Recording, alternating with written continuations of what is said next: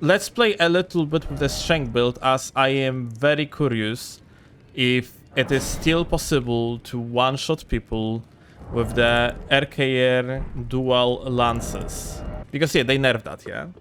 Okay, strength build. Let's see.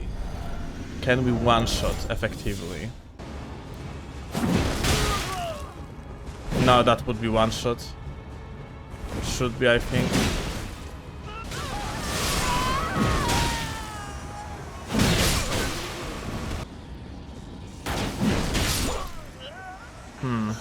I think we are moving from like burst meta towards the fucking DPS meta.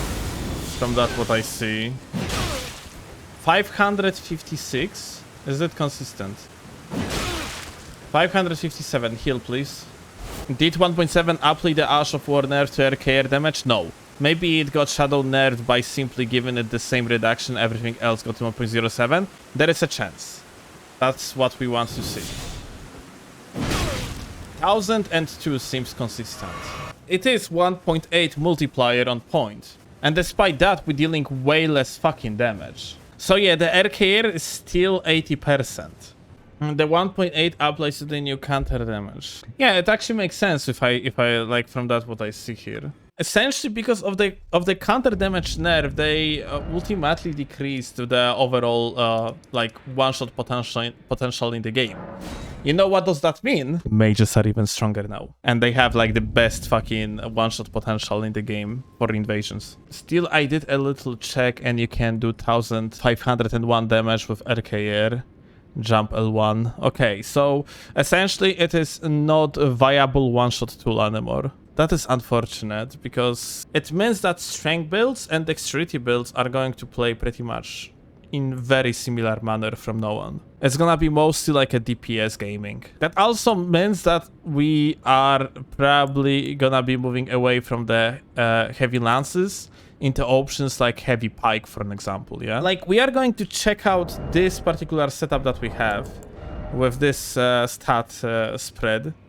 We're gonna try to utilize some like a falling star and so on, yeah?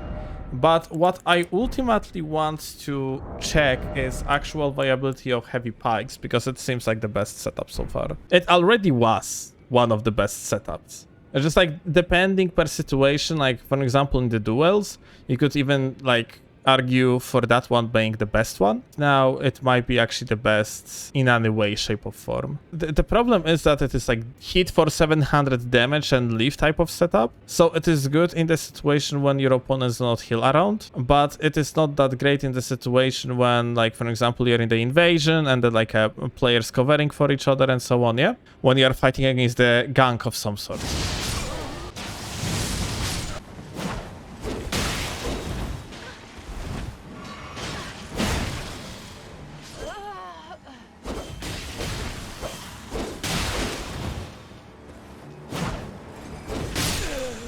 Okay.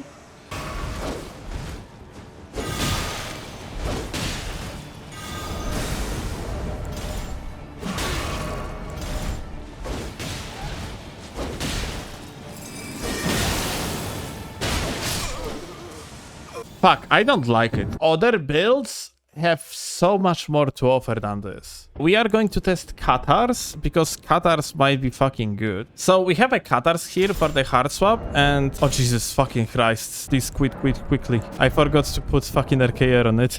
Qatar technically is dexterity build, no? But we're gonna test it on the strength build. Maybe it's still like it has one-shot potential, but yeah, like essentially if Qatar's like a one-shotting now, then holy fuck, the dex build rises. Oh! Lad? Hello?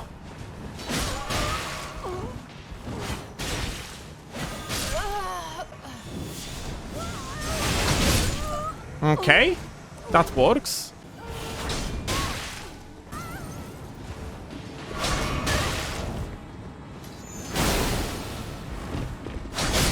Okay, that one-shotted, but the guy was basically naked, yeah?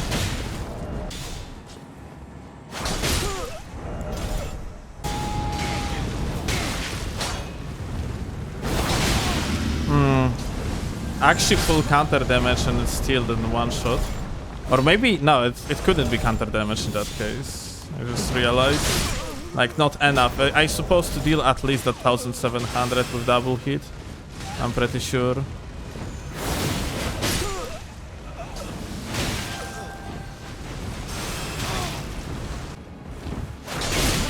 Okay, but it is my kill, or I like only dealt some damage and the other guy finished. Okay, that's my kill. That's nice. So it is actually like a working the best so far. Yeah, it's to be expected. It's hella powerful setup. Like the biggest upside of strength build is just the accessibility to the heavy pikes. Essentially the longest spears in the game. The problem with the Qatars is just like its hitbox is very, very precise. You have to do the jump attack, hit your opponent with both blades. And only then you actually have like a full gratification, yeah? It's just not working that well, to be honest. Anchors are the best choice.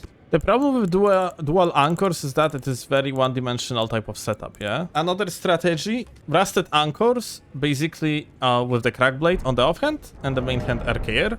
We're gonna see how it's gonna turn out like.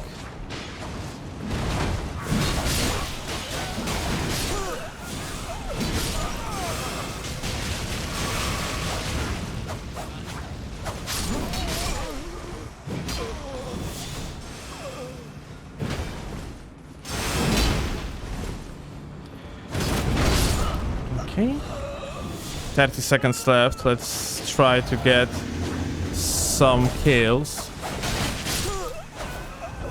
As many as possible out of it.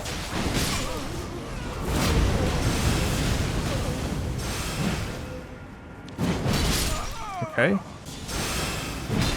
Yes, 20! Okay, so the dual anchors actually work. So like in my opinion right now, there is going to be a meta shift on the strength build, and dual anchors are going to be one of few reliable like one-shots against optimized builds. And overall, we are going to see the shift of the meta in the direction for the strength build that basically Dex build and the strength build are going to play very similarly. And it seems like that, personally for me, it's look like the dexterity build simply has more options now. It's like Dex build is more flexible. The only thing that Dex build cannot use reliably are shields. But the shield poke got nerfed by a ton in this patch. So you can use only the shields in the cases that, for example, you want to block, let's say, something like the dragon head spam or something like that. In that case, the strength build still is fucking like superior. In overall use, I would say that dexterity build is going to be more reliable than strength build, especially in invasions.